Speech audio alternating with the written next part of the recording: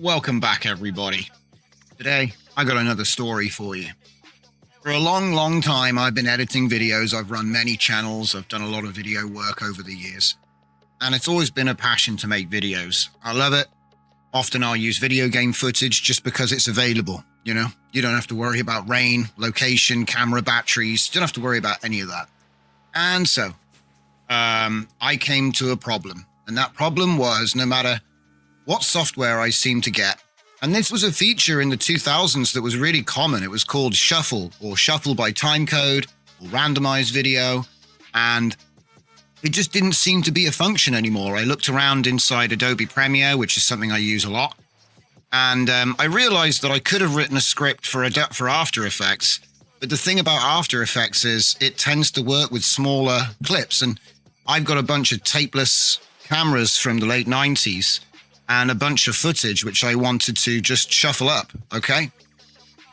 Now, you could say, oh, there's a plugin for Premiere, but it only really works if you manually cut the footage yourself. And you could say, oh, there's this app that'll shuffle and randomize the clips for you. But again, everything had a limitation. Some of them had a price tag attached, and none of them really seemed to do what I actually wanted, which was, what if I have a half-hour long video or an hour-long video of like a music festival or go to watch a car race, whatever, and you've been just videoing all day and you've got loads of footage, you don't even know, and so it's going to take you hours to edit it down. And if you only really wanted like a 1-minute highlight reel of 2 to 4 second clips, it just became an insane amount of work to actually go through that. I mean, you could be talking 2,000 cuts and you haven't even randomized it yet. Now, if you're sort of like pretty good with editing software, you could probably automate things with various plugins and extensions, but often you have to buy those. You could use an app, but they don't tend to work with large video formats. They tend to get a little bit lost and broken if you put too big a video in. And anyway, I first started out like just searching for this stuff, you know? And it came up with a whole bunch of different results. And I was looking at like, oh, okay, you could try this, blah, blah, blah, blah, blah. And in the end, I had to go back to FFmpeg. And so when I was sat there going, well, hang on a minute, have I got to do this like myself? Because a lot of these tools that you get now, a lot of this software, it's all built off of FFmpeg in the background, right? So, or something like it. Now, someone said Adobe Premiere, but I've got Adobe Premiere. I've got the full suite, you know, it's not there. Okay. So After Effects was off the cards. Premiere didn't really work. So having made some extensions for Premiere in the past, I thought, let's have a go and see if AI can help us make this. Because I'm very pro, you've got a problem, solve it with AI. And I don't want to rely on my own skill set too much. I want to see, because it opens up the accessibility. If anyone can have a good idea, but they can't put it into software, and that's where AI can help us.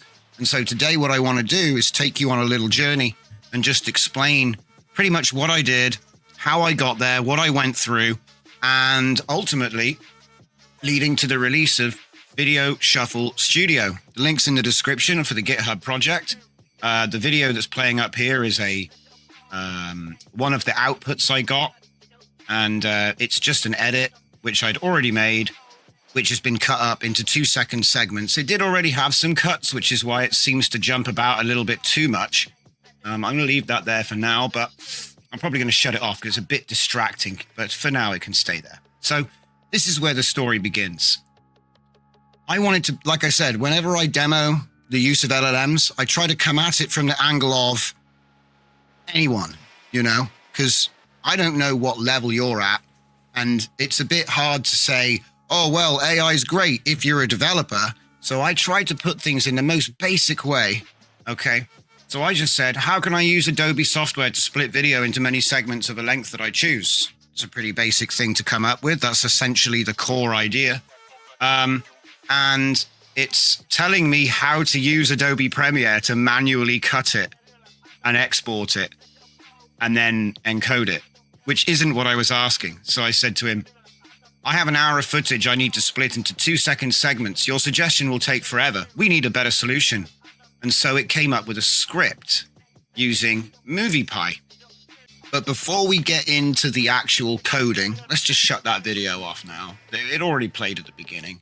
And by the way, there is a link in the description to a finished video example, which is using camera footage, not video game footage, to give you a good idea of what it's going to look like. Essentially, it's like a instant shorts. If you do the math and you know how many seconds you need, you can get a 60-second clip of 2 to 4 second clips very easily, and that'll go to music nicely. So obviously it's a good idea to do BPM beat matching, but that's just a math challenge, right? So we can approximate it as best we can. Anyway, I've open sourced the code anyway, so you could go ahead and we're going to look at a clone. We're going to clone the project, run it, and I'll show you how it works. I want to take you through the process that I had to go through with the Claude to show me exactly what it's doing here. So, there we go. After Effects scripting assistance. Right. Check this out. Right. So can you write After Effects scripts? Yes. Problem is it's too short. Okay. And so I explained to him what I just said. I want to randomly shuffle a video clip. This could be used in a defined order. Right. And like I said, I'm not going to spend too much time on this because actually it didn't work, or it did work. But as I say, After Effects is mostly for shorter clips, not, it doesn't really deal with long videos. Like you can't really chuck an hour in After Effects and that's going to be a bit crazy. Now, this didn't actually work in the end because what's actually happening, if we go into the Premiere version of this, look, in the end, I actually had to call him out because he was hallucinating so hard. He was actually telling me to do a bunch of stuff which was correct, but it was never going to work. And if I just go up here, look at all this. So I'm not going to go through it all because I'm just going to shortcut to, there are some things that AI coding assistants can't do. All right. Now I would just follow blind what he did to analyze what he's telling me to do and see if it's actually something viable. And I'll be honest with you, it was very convincing.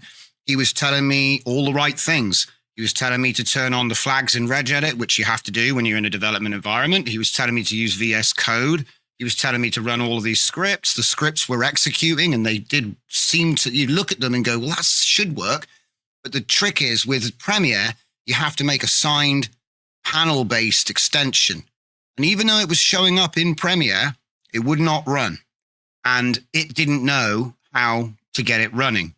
And it was at that point that I realized that it was just basically hallucinating what it thought I should do. And it didn't really know how to get you across the mark. Now, if you're familiar with making this sort of thing, you'll know that the advice it's giving me on the screen here is actually not incorrect. And certainly the code itself wasn't wrong, but it's never going to actually run. Okay. And the reason is because it's just a little bit too complicated, okay? And we've come up with a whole bunch of ways of solving that with the holographic file system, but we're not going to get into that today because essentially I just called them out. As you can see here, in the end, I said, I apologize, you're right. I was providing misleading instructions by combining information from different Adobe extension development contexts and pretending I knew exactly how to debug it.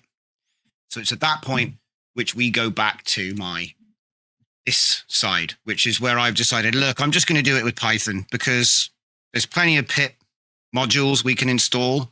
We can get up our own virtual environment. We can even accelerate the heavy loading parts with CUDA. So let's just have a look and see what we actually did. So first of all, I wanted to split the clips, right? So say, like I said, manually cutting 1,800 2-second clips would be ridiculous. So we're going to do it with Python. So if I open up the script here, we can take a quick look, a quick peek. Now, you might want to pause the screen if you're into development so you can see exactly what's going on here. I'll just scroll down nice and slow. But essentially, that's the core of the splitter. Now, we're going to improve that a lot. And obviously, the full code is up here on the studio here. There's a number of moving parts, but essentially, you're going to do split the video, shuffle the video, and there's 2 ways I've put in there to shuffle to begin with, and then join the video, which is going to put the shuffled clips into a randomized order for you in one video, and then you're ready to go. So 3 stages, but there's a reason why we've broken it up and not just done it in one big block. So you can redo things at each stage. All right. So a little bit of a break from our usual comfy content, but I noticed that some of you guys like the investigation stuff. So this is another sort of research coding project, looking mostly with LLMs. All you need is VS Code, which is free, to do something like this. And what we've done is we've worked on each script individually and then had it give us the documentation. Now, the fun part about the README is it hallucinated the README for me using a holographic technique, which is quite fun. But we'll get into that. We've already discussed that in a previous video. So what I want to focus on today is the actual project and then how we actually got there. So I've obviously asked him, I have an hour of footage. I need it to be split into 2 seconds. Your suggestion of just using Premiere will take forever. We need to do this better. So let's automate it with Python, right? So first of all, we were going to need MoviePy, okay? It's explained it here. I'm sure you've probably read that by now. So we're going to move on to the next section. So obviously what I've done is I've downloaded this, put it into a folder. You set up a little project folder, put the code in there, and you start running things. Now, first things first, it had an error, okay? So what we've done is we've installed NumPy and MoviePy, and now we're moving on. All right? So this is all setup stuff. Ultimately, we wanted to set up our virtual environment, so it managed to get us there, which is nice. But again, you do have to have a little bit of knowledge, because otherwise, how would you know? How would you know, oh, well, it's a venv? A lot of people get stuck with activating the venv, okay? Here. A lot of people get stuck with the commands, right? So obviously what I've done is I've said, hey, you've got to give me some batch files to run it so that it's actually like user serviceable, because most people wouldn't want to like jump in command lines all the time and be doing all of this business. So anyway, and here we go. He goes, let me know if you get errors and blah, blah, blah. I said, no, tell me the next step. Sometimes you have to force him to move on. Otherwise, he's going to get stuck in trying to tell you how to set things up, right? So here we are. So now you've got the environment set up and the libraries installed. Let's use the script. Create a new file called splitvideo.py. Copy this code into it. So he's telling me exactly what I need to do here at this point, right? Move the video file into the same folder and then edit the file. So in the early versions, so if I look at splitter v1 here, it was all hard-coded. So the path is hard-coded. The name of the video file is hard-coded, forshuffle.mp4. So you had to like rename the video or come in here and change the script. That's great for a development environment, but it's no good for when you want to distribute it to people to use. We're going to address that, okay? But like for the sake of video length, we're going to move swiftly, all right? So first things first, I drop in. I already have this script. Stop wasting time. Sometimes you have to wrangle them a little bit, okay? Because otherwise he'll get obsessed with trying to teach you how to do things. And what we want is we want him to work with us for the goal, all right? So I've got my video splitter and I'm happy with that, okay? So we're moving on, right? So make sure you're running this command while your virtual environment is still activated. You should see venv at the beginning of the command line, right? And then, oh no, we still don't have MoviePy. So something's wrong with the environment. So here we go. Something's not right, blah, blah, blah. So it says go into the directory where we had the project set up, activate the script, install MoviePy, and then run the script. That was the most base setup, all right, to get it working. So inside there, and then you can do the full thing if that didn't work and run it again.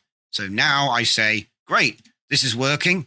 Create a V2 script where it asks me for a video file name. Again, trying to make it more user interactive now, because going in and changing the file name is not an option, okay? Most users don't want to do that, okay? So we're now sort of trying to make it a little bit more usable. So the first thing it did was change that for me. And now it's going to give me a prompt. It's going to give me a prompt to say, hey, what's the name of the video file? Now it's going to ask me for the video file. And we are going to run through this, by the way. I'm just trying to get through the process of how this was built, because I'm here to teach you how you can make things with AI that aren't just one script. You could have a whole bunch of stuff working together, which is what we've got here. So first thing is first, I need to clean this project up. Please create an installation script. So that's going to be requirements.txt and a batch file so that it's going to, well, actually, you'll see. So let's just take a look. The requirements.txt is saying we're going to need MoviePy, NumPy, decorator, proglog, DQDM, and requests. There's actually another one which we don't have yet, but we'll get there. Video splitter v1 this is the version for splitting. And as you can see, it's asking us as well how many seconds we want, because that was a big thing. You know, I need it to, in fact, no, it's not. It's still hard coded to 2 seconds. So that's going to be coming up. Video 2. V2, it's going to ask us for the name of the file. And yeah, it's going to ask us for the name of the video, right? So then that means you don't need to do any renaming or editing of the script. You can just drop a video in here. So we've got test.mp4 waiting for us, right? So, and then the README. Now, this is another thing, documentation. A lot of the time it can be a pain to write up documentation, but when we're using an assistant like this, it's tracking everything that we've done. And it can just hallucinate the README, which has got all the information that's needed at this stage. And once we've changed the project later, we can have it re-hallucinate the README to include all the changes that we made, which is quite nice, saves quite a bit of time. So first of all, pip install requirements.txt. So obviously you're going to need to have the code in the folder. Now we're going to do, in fact, we may as well just do this real quick. So if I just take a copy of this, and then I open up a terminal here. Now, if you don't have a way to do that, you can just type CMD and enter. That will open up a terminal for you. And then what we can do is just git clone and the URL. And that is going to bring our code in. Now, I'm going to put my test video in there. And that's ready to use. So let's go back to the project here, quick. There we go. So now we're on to V3. V3 is very simple. Another change. We've just made one more change. I want to expose a number of seconds for the segmentation. So how many seconds are we going to actually split these videos up into? I was hard-coded 2 when I first got it running. So as you can see here, it's now going to ask how long should each clip be? So I think 1 to 4 seconds is a decent amount when you're making a montage. So it's up to you, really. That's a decision for you. But that's the whole point of having it be a user choice. So when you run this, all it's going to do is ask for a video, so whatever.mp4, and then how many seconds do you want it to split? And then off it goes. At the moment, it's running on CPU. So it doesn't need a GPU right now. And I think the final project has both. So you can run Splitter with CUDA, or you can do the, where is it? There's also Splitter v3, which is running on CPU. Okay, so we've got examples for both, just in case you're not running a GPU, but I know most of you are. So, okay, so as I've just explained, to use the v3, you've got to run the script with Python video splitter v3, enter the video name, enter how many seconds, and then it's going to spit them out, right, into a split clips folder. So what I've said is, okay, we need to work on a new script which can look in the folder we created, split clips, to see the videos which are named clip_xxx, because that's the numbering it's using to, I believe it's the frame numbering. XXX represents the sequential number assigned to the split clips. The purpose is to offer randomization options to the user. We will create a simple method first and then add more methods, more options later. Simple option is to rename the files by randomly renaming with an 8-character hex code. So it's going to have split_hex code. And in that way, because we're just giving it a random hex, when you then order them by file name, they're automatically randomized. You see what I mean? So it's like a cheap and dirty way of randomizing the clips after they've been split. So that's what's going on here. It's a fast random that doesn't actually even use a random number generator necessarily, because you're just random hex. I mean, I guess that is a random number generator of a sort, but you're not You're not running that kind of thing.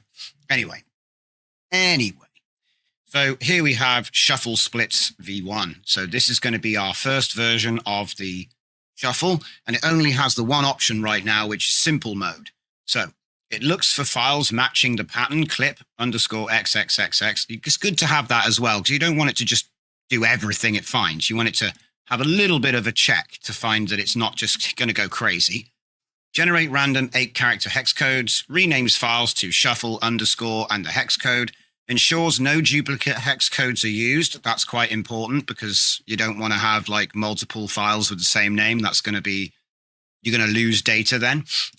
Shows the progress every 10 files. I think actually it goes so fast that, well, you'll see. Includes error handling and user confirmation and maintains the MP4 extension.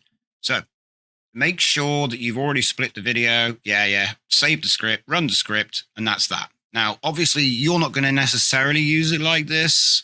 If you want to download this and check it out, because I put batch files in. If you have a look here, we've got run splitter, CUDA, run shuffle, and run joiner. They're all batch files. So you only actually need to run this one, and then this one. But you might want to reshuffle the same clips. You might want to resplit the same video. Probably not, but you might want to use a different number of seconds. And also, you can chuck them all in one folder.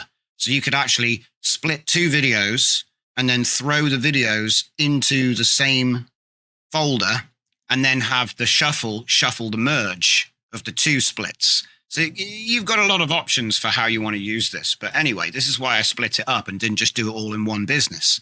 So anyway. So what it's going to do is it's going to check for the split clips directory, find matching clips, generate unique hex codes, rename them all, and then show the progress, right? So it's always trying to give us helpful options as well, which is quite nice, but we move on. So please now update the README and the requirements to reflect the new functionality of the script. So as you can see here, this is the current requirements, because you never know. Sometimes what the AI can do is say, I'm going to use another pip library. And if you don't update your requirements, your install script doesn't work, right?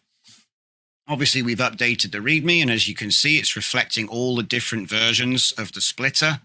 Okay, I think I dropped the early versions in the end and only kept the final ones for the final version that's released, but that's okay. So keep going down. So then I've given it quite a complex task because it's the quick and dirty shuffle method was cool, but we can do much better than that. So I came up with something called size reward. Now, what size reward is doing is it's setting a threshold, because the way that video compression works is if there's not a lot of different colors or pixel movement on the screen, it's going to be a very low file size, right? But if you have a lot of movement and a lot of different colors changing on the screen, is going to be a lot higher, because obviously the compression has to somehow handle that. So you're going to get a bias of motion and features will be larger, even though they're all exactly 2 seconds. Yeah. Even because obviously you've split your video into equal segments of, segments of equal length, which you've chosen. So say they're all 2 seconds, right? You've got hundreds of clips that are 2 seconds. If you were to just order them by file size, you'll notice that the more interesting stuff with there's stuff happening. Yeah. Now, obviously, there is a caveat here. If you've just got a camera looking at for example, like a bird box, there's not really a lot going on, and it can compress things that aren't moving. So if it's on a tripod as well, there are mitigating factors that can affect this sort of assumption, but I'm using a Handycam from the 90s and a tapeless setup. So if I was going to be moving the camera around, it can't cheat and say, oh, that's the same picture, and then make it a really small file. It has to kind of encode all of the motion and everything. So anyway, I don't want to get hung up on that, but the basic concept is that less interesting video will be smaller, more interesting video will be better. That's the assumption that we're making for this. So what do we mean by size reward? Well, I allow the user to pick a percentage. So that means that we're going to ask for only the top % of the file size. So say there was 100 clips and I pick 25%. What it's going to do is it's going to pick the top 25 out of 100 based on file size. And then that way we're kind of flushing all of the boring, dark video that has nothing really going on from our randomized batch. Okay. So the way that I prompted that is just like it's written on the screen. I would hope you've had a time to read that out. But essentially what everything I've just explained, I'm telling it that I want two options. I don't want to get rid of simple. I want to keep simple, but I also want to give size reward. And this is exactly how I've asked for it. So there's 4 stages: order by file size, rename the file in the new sequence, starting from the lowest size and counting up to the highest size. Copy only the top 40%. It's hard coded at this point, but I eventually let it be user selectable of all the clips to a new folder named reward. We also changed that too, so you can choose what the output folder is as well now. Apply the same random hex naming method to those clips that remain in the reward folder. Okay. Once the entire range has, and I think I then hit enter by accident. It happens to the best of us. Okay. So now we get V2, shuffle splits V2. And as you can see, here is the script. I'm going to slowly scroll down. You can pause the video if you want to read it, because this script probably isn't actually in the release. Obviously, once we get to the stuff that's in the release, you can just download it and check it out. But, you know, this is like a prototype version of what we end up with there. A few hard-coded things, which makes it a lot simpler. All right, so it's explained what it's done. Top 40, yeah. And then would you like to adjust the thing to see? It's already asking me things which are stuff I'm planning to do. So it's a very good assistant, all right? So here I am. Yes, please ask the percentage reward threshold and update. So ask the user, yeah, and update the README. So then we get shuffle split 2 again, and now it's actually asking, here we go, method 1 or 2. And where is it asking for it? Did it ask for it up here somewhere? Selecting top clips, renaming, clips found. See, it is getting much more complicated now, okay?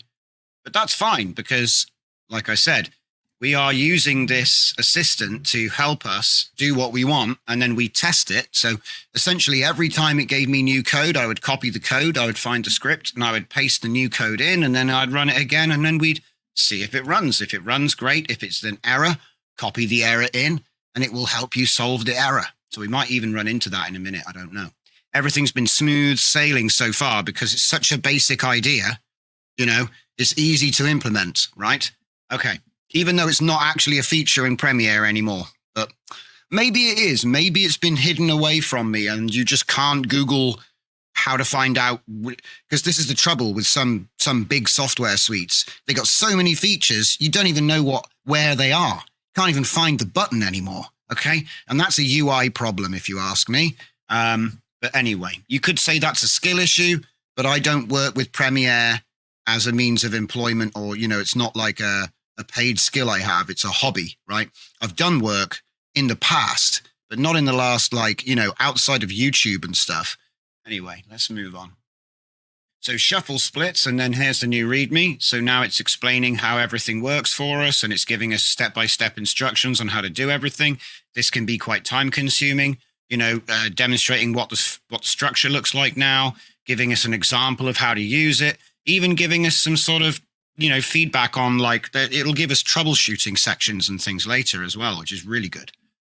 Things that you might have to sit there and think about and type up can be quite laborious, and it can automate all that stuff. So what we've done is we've added a user input for reward percentage. We've updated the documentation to detail what the size reward is, because obviously that's, you know, it's essentially a threshold based on file size. And then included more instructions and so on. And so date.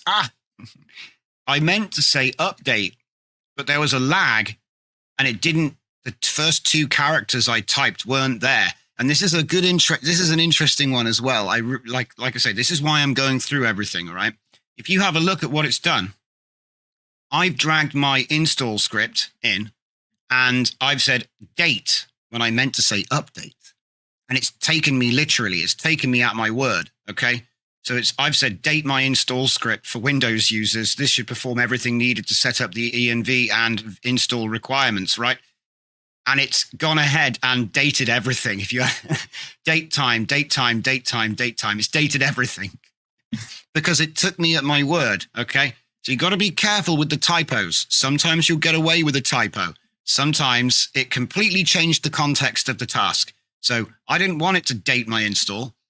I wanted it to update my install. So I said, but then if you tell it that's what happened, it is able to recover and not get confused. So there was a delay with my last input. It should have read update my install.bat and so on. Date is not required, okay?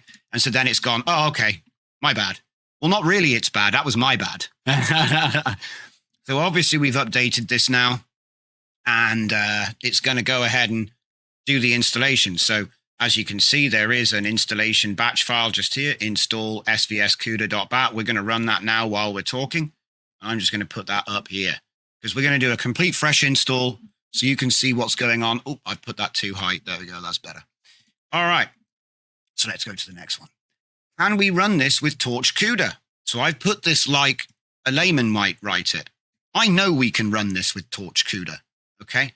But I wanted to show you, this is what happens when you ask it, can we run this with Torch CUDA?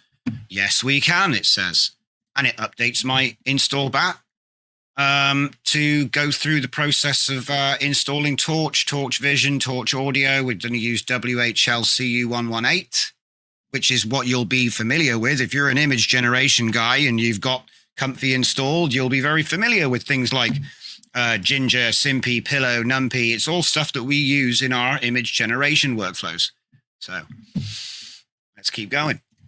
It's also going to update my video splitter code. So video splitter CUDA, right? So now what it's going to do is it's going to enable, and there's also a fallback too, which is nice. So you might know how to code for this sort of thing, but I'll be honest, whenever I'm doing this sort of thing, I forget to do this, you know, like fallback checks and error logging and all this kind of stuff. It'll just do all that by automatic, you know what I mean? Like, so it's going to try. It's not going to just load things. It's going to try. And then if the try fails, yeah, it's going to give us an exception, right? Again, this is the sort of thing which comes as a second nature to a professional developer, but to someone who's just able to script things, you might find that that's sort of a little bit more than you're used to doing, okay? And this will do it all nicely for you so that when it breaks, you actually get feedback on why, which is awesome. So anyway, so it's updated our thing. It's going to give us a progress bar, parallel processing, all this kind of thing. So if you give it a high-res video or if you give it like a longer video, it will actually get much, much faster. Like short clips, you're not really going to see much of a big difference for this kind of a job, you know, splitting video up. It can do that on CPU quite easily, but the higher res the video is and the longer the video is, the more the CPU is going to struggle if you haven't got like the latest and greatest PC. So that's why if you've got a GPU, we can offload this job to NVIDIA. Right. So now we're going to keep going. We're going to keep going because I need to keep the speed up. I need a bat file to activate my venv because, again, I was like, I want to provide the user with an easy way of using this, right? I don't want you to be like, okay, activate your env in a command line and then type Python. We don't need to do that. We can have a batch file, all right? So as you can see here on the screen, it's going to call the venv activate. It's going to give you an echo so that you know what it's doing. And then it's going to run video splitter CUDA.py, which is what we just wrote in the previous step. And this is another thing. You don't have to do it all in one script. You can have it in separate scripts, and you could write a master at the end if you wanted to go through all three, okay? So you don't need to do it all in one. You can split it up. It's a good practice. So here we are. Activate the thing, run splitter. So this is where we're at. interestingly, and this is something which I did mention, if we just go back to the last requirements.txt that we have, or is it the install bat? Take a look at this here. So numpy, moviepi, decorator, proglog, tqdm request AV. You'll notice that when we've done this, it says psutil. And that's because later we've had to add that, which means that the install bat is then missing a line. Now, when I was developing it, I decided to make this script to make my life easy, which is basically just forcing the reinstallation of the requirements.txt, because the requirements.txt got updated with new pip libraries, and so, or pip modules, whatever you want to call them. And so this is like a way to force it to install everything from the requirements.txt, because technically the install CUDA bat isn't doing, it's not actually looking at requirements.txt. Okay. It's actually got everything that we need. It's the same, but different. Okay. Same, but different. So what we're going to do is we're going to just move on. I'm going to close this now. We'll get there. All right. So let's go back. So now we've got this installed. We've got our venv, right? Okay. So let's keep going.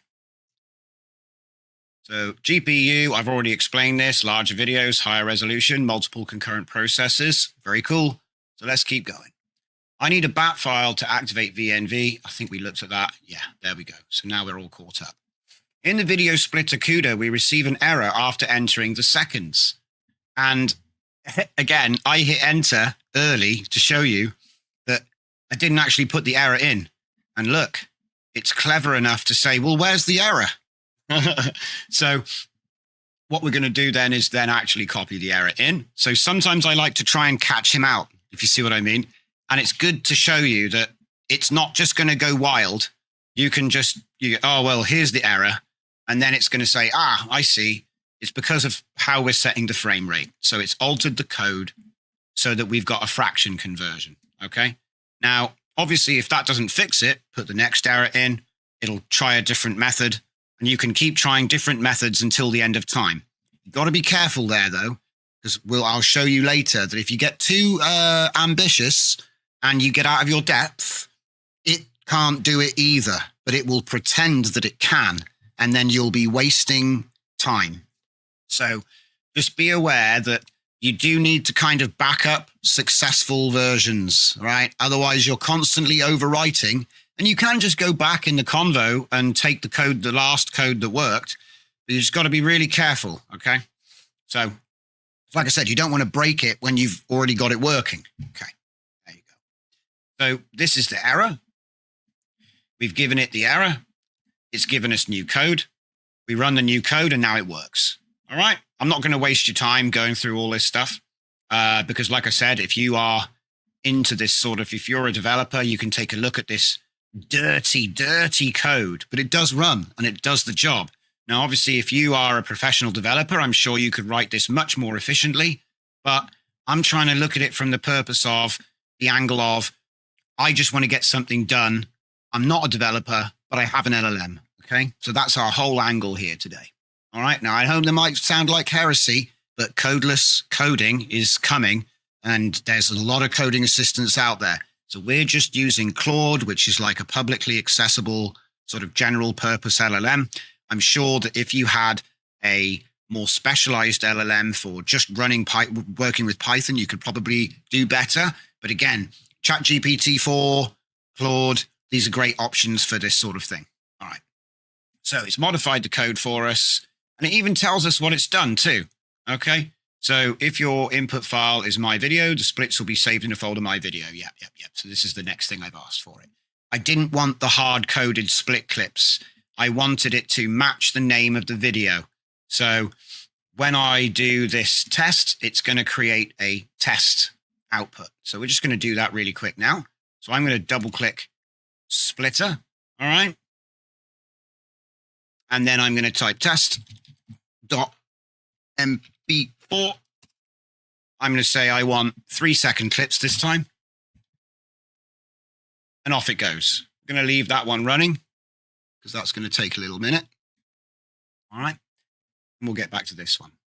You can see the iterations here, just in case you're interested. It is running on CUDA.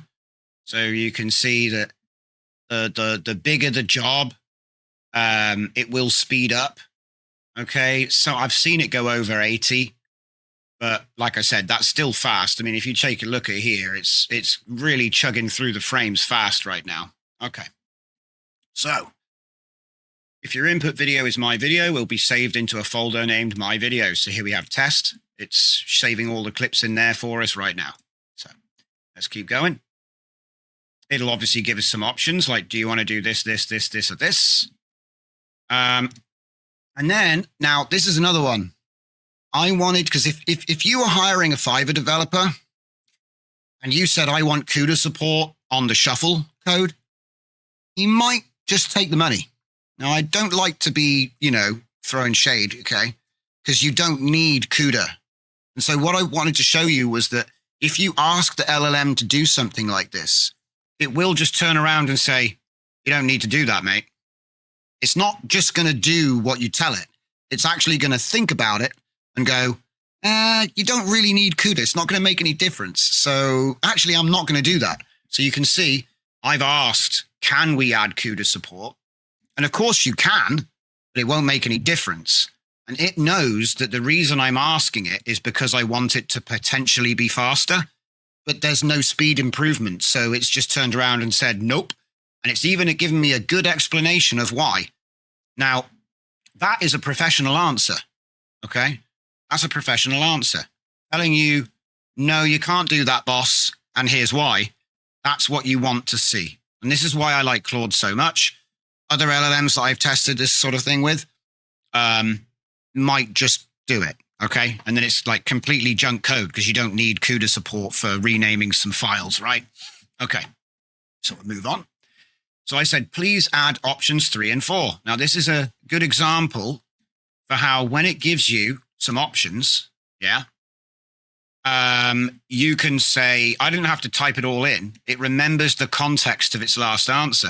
So I can say, oh, I do want progress times and estimated time remaining. I do like memory usage optimization. That's cool stuff, which personally, like adding some bars and things, I could probably do that myself. But memory usage optimization, that's outside my field, man. I don't. But it knows how to do it. So let's just let it do the work, right? This is a little bit like having an engine in your car. You don't have to get out and push because you have an engine. Let the engine do the work, You've got the idea, you're steering. You don't need to get out and push, right? So please add options 3 and 4 and update my script. So that's what we've done. And now we've got the updated script. Now, this is still V2, so it's getting quite long. I'm not going to go through it all, but essentially these are all of the things that it's done here, okay? It's added all this stuff, which is great.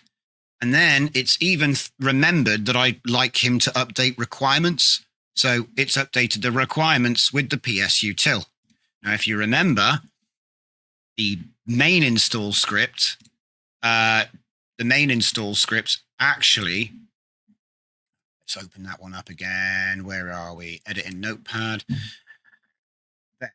This line here, when I uploaded the project, I must admit, I'd forgotten. Because we'd been working through this process and I'd completely forgotten that we added PSUtil, so it was missing. When I uploaded the project to GitHub, I had to then go in and edit and add this line because it was in the requirements.txt. So I checked the requirements and I was like, we've got all the things we need. And then when I ran the first test of the install, I realized it was missing. So I had to go and put that in myself, right? But if I had told it, please update my install script, it would have done it as well.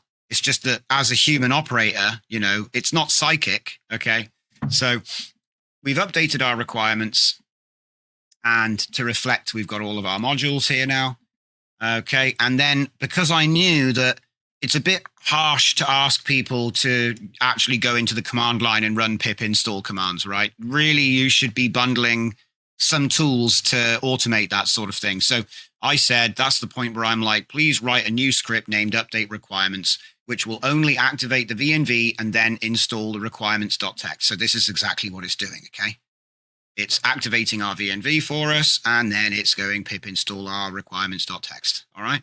Now, if you're the sort of person that is a Python developer, I hope you're not sitting on your chair right now, like throwing things around the room, because this should be a good thing. Because it's a lot of effort to have to type all this stuff out, and it's a lot of skill set and learning required to know and keep all these things in mind. So the idea that this can do this for a layman just on a conversational instruction, I just find it to be I just find it to be amazing. So and it's only going to get better as well. So like I said, I hope that you're seeing the benefit, the positives here. All right.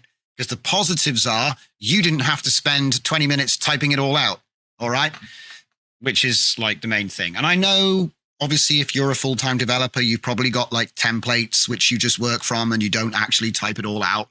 But if you're not in that world and you want to run Python and do projects like this, this is an amazing boon for people. So anyway, so save as update requirements.bat, make sure it's in the same folder as requirements.txt, double click to run.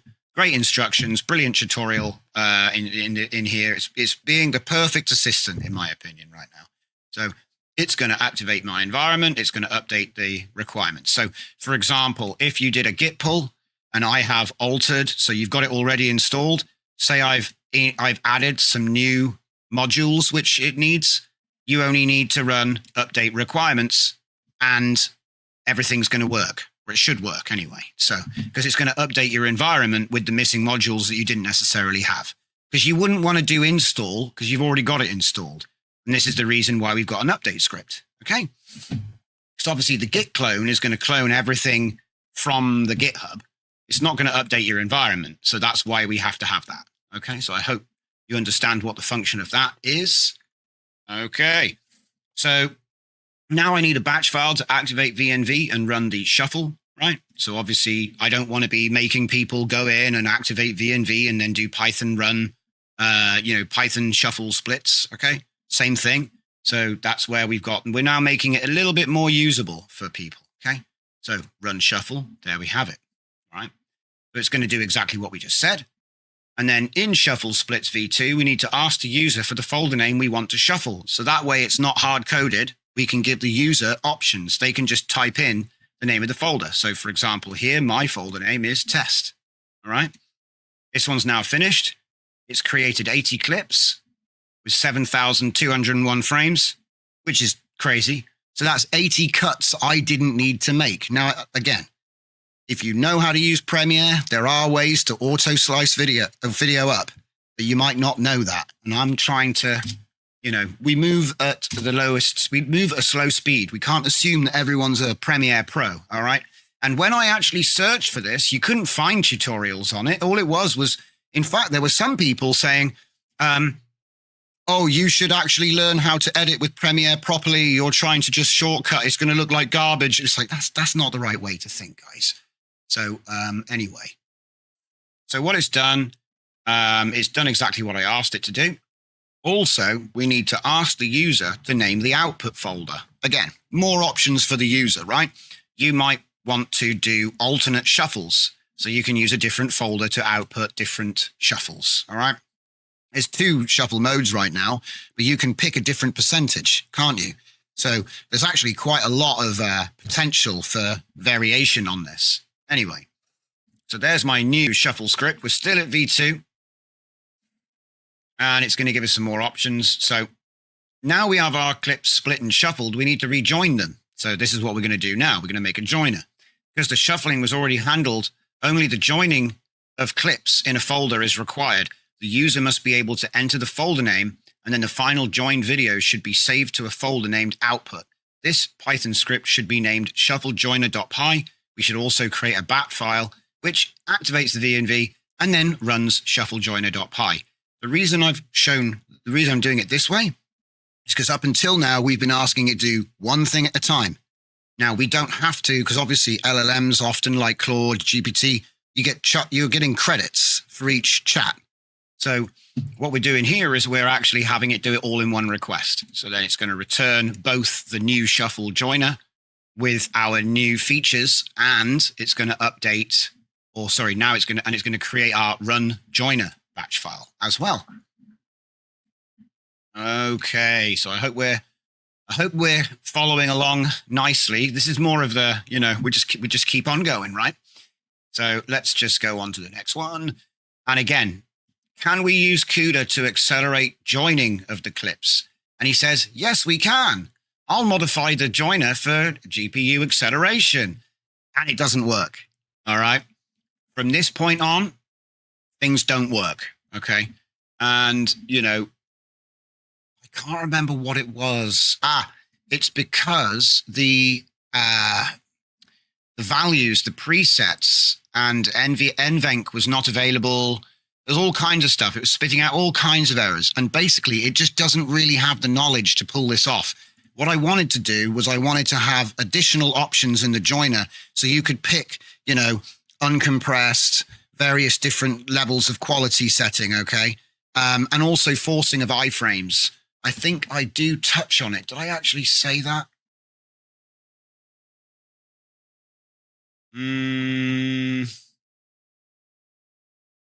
No, I think I get onto that in a minute. So we're getting there. So essentially at this point, I'm going to show you the shuffle script. So run shuffle.bat. So obviously I'm going to need to type my folder name, which was test, because that's the name of the video which I'm using, right? You might want to consider renaming your video for with no spaces. I deliberately used a video with no spaces in the name. I don't know how it will handle spaces. I'm just going to be honest with you guys. So available shuffle methods, we've got simple shuffle, right? Which we're going to do first. And that's done. And then we're going to do another one. And it's going to be test again. And this time I'm going to say test SH2. And this time we're going to do the reward shuffle. It's simple. All you have to do is enter the percentage. So I'm going to say 20%. So I only want the top 20% of the clips, which are of the highest file size. There we go. And that's done. So now let's take a look. If I have a look into my the first shuffle, you'll notice we've got 80 clips, which is the total number of clips that we had before. And they're all randomly renamed. So if you look now, they're all randomized, which is this is exactly what I wanted. And it's so quick. Yeah.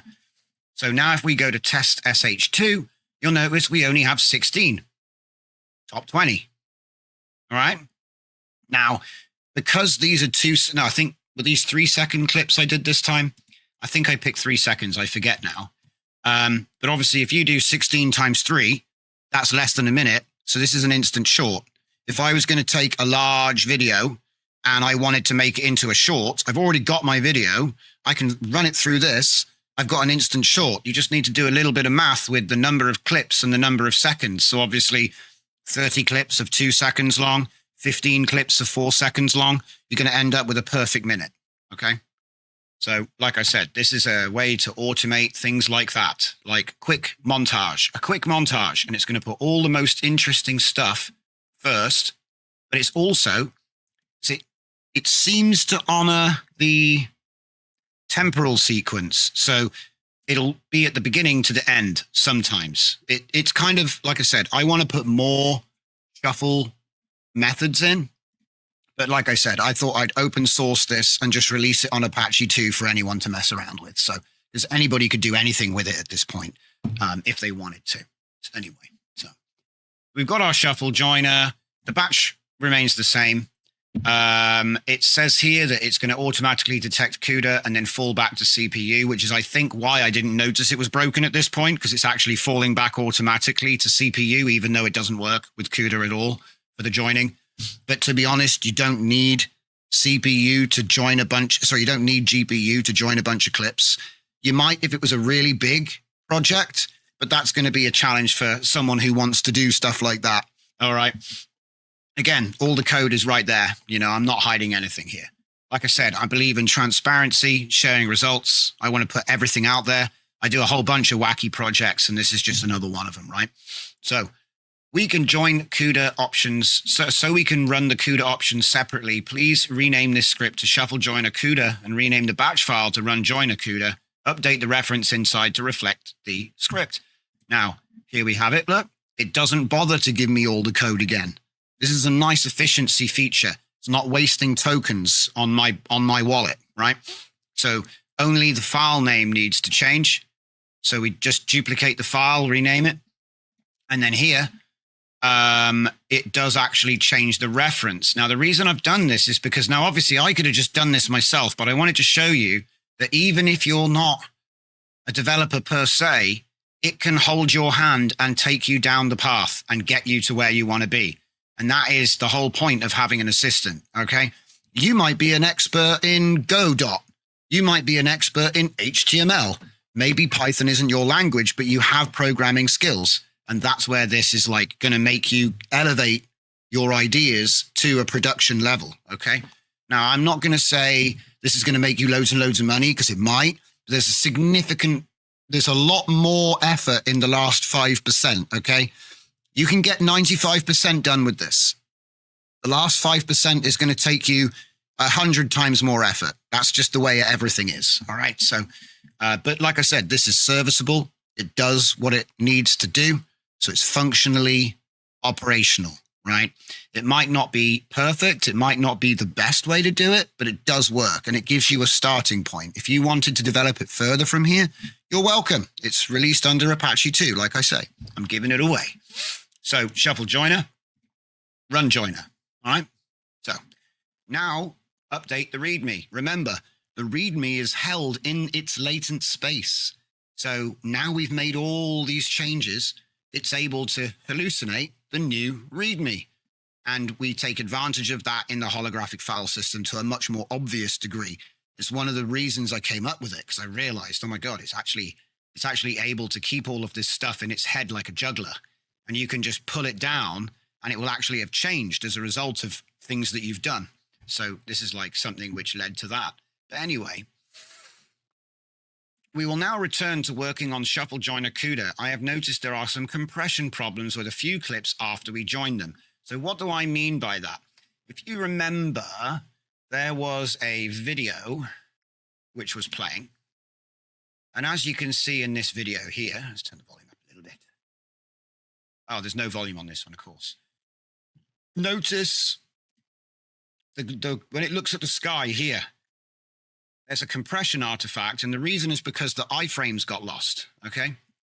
And that was one of the reasons why I identified an easy way to improve this tool, which was to force the recreation of the iframes, all right? Now, you might not know what iframes are. It's probably worth a quick Google, but they're essentially actual full images. A lot of the frames in video MP4, they're not real images. They're vectors of pixel movement and color change, right? They're not... Every frame isn't an image in an MP4 because that's how the compression works, right? Every so many frames you have, maybe you're familiar with the word keyframe. Yeah. So an iframe you could say is a keyframe. Okay. And so it's a full image. Usually they happen at a scene change. So any of you see a scene change, then it's going to be a full image. And then especially when with that static shot just there. So if I just go back to that, when you have this scene here, it's actually compressing the stuff that doesn't move, and only the car is actually being saved as data. So you've got the data of the car moving is actually being stored as full data. But the background, it's actually the same image. So you might have seen moshing, data moshing. That's how data moshing works. We delete the keyframe and then it will kind of glitch out. And that's how you get that style of video. Okay, so let's get back to the project. Shuffle Video Studio. Is this the demo? Yeah, it is. SVS demo, shuffle. Yeah. So this is where we're at. Cool. So, like I said, it actually does cover this, and I did mention it. So I noticed there's missing iframes that were lost, okay? And he said, this is likely due to the iframe handling during splits and recompression during joining. Let's modify the CUDA joiner to handle this. Now, at this point, I didn't realize it was already broken. So everything that we're doing here doesn't work, and it's starting to hallucinate and pretend again. So this is something I've identified. When an LLM gets out of its depth, it pretends like it knows what it's doing, and it just keeps going. Now, you could say it's just being a faithful assistant, and it's assuming that you know what you're doing. So there is an element of blame here on the user, right? If you don't know what you're doing it can take you down a rabbit hole into Alice's Wonderland. You can be Alice in Wonderland, right? It'll take you down a rabbit hole and then you might not have a way of getting out of it. So this is why it's really important to save and back up the stuff that works. Maybe clone the entire thing and start working. You know, what I tend to do is I'll go and I'll save everything that works into a separate location so that while I'm working on it, I've got like a stable and an experimental branch to work from. These are just developer practices, which everybody who's done a bit of, who's been trained would actually do by instinct. You know, like you don't, like something which I see a lot with software is live patching. So you have like a server-based service and they'll do a live patch, which they didn't test. And that's like the worst practice, okay? You never, ever do a live patch. You got to have your test branch, which you do all of the dev work on first.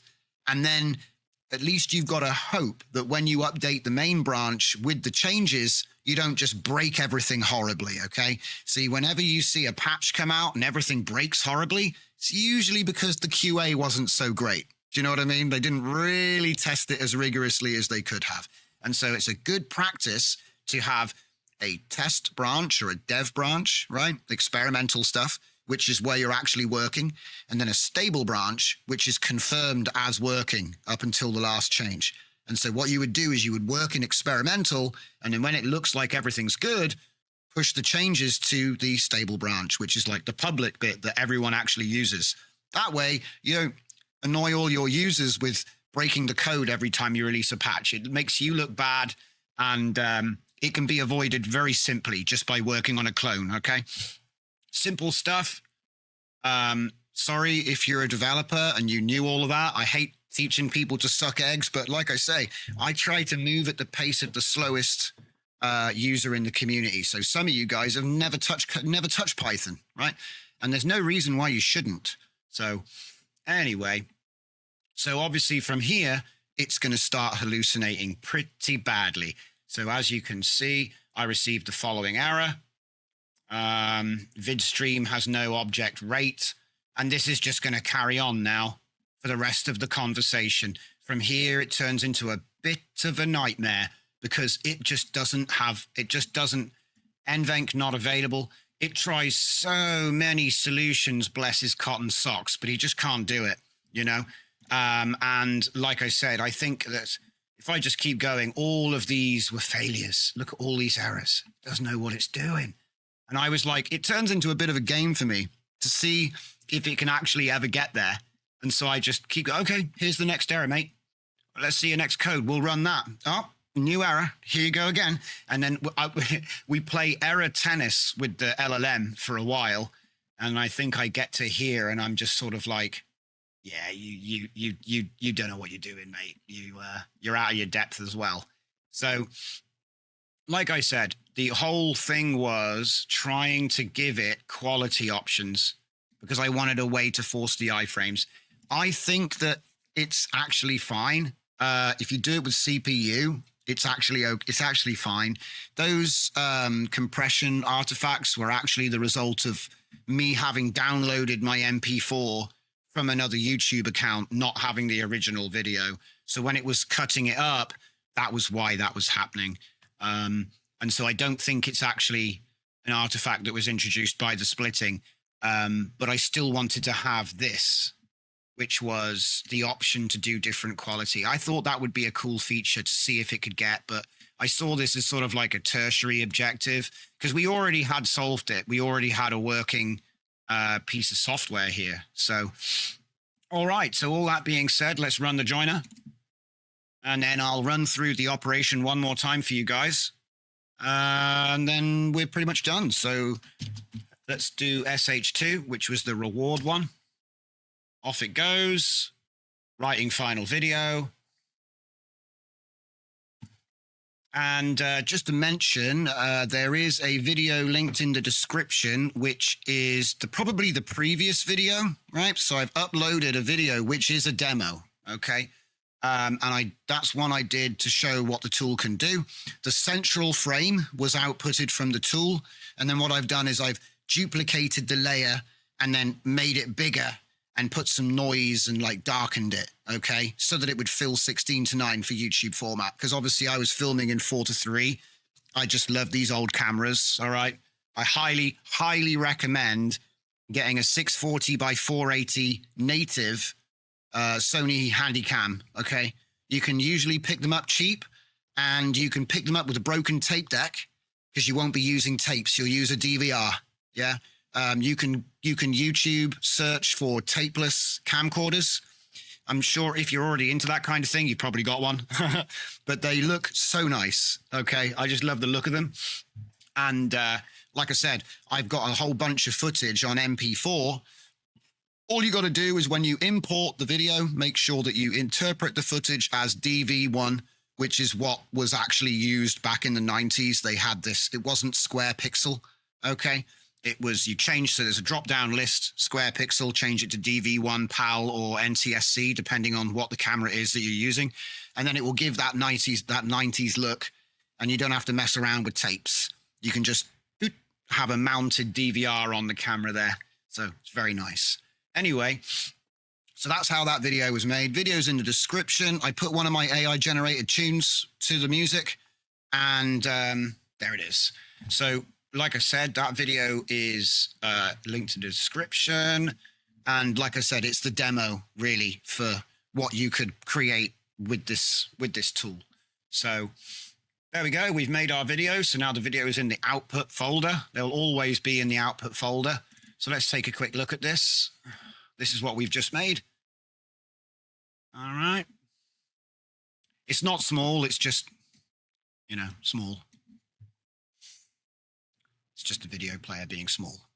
So as you can see, it's a random shuffle of the clips from this sort of drift sequence video. All right, off we go. There it is. I believe that I did a whole bunch of weird stuff to the footage to make it look a bit cooked anyway. So, but if you use higher quality footage, it shouldn't have the same artifacts as far as I'm aware. Obviously, that was one of the reasons why I was doing this, to try and fix any potential sort of compression squeezing which was going on.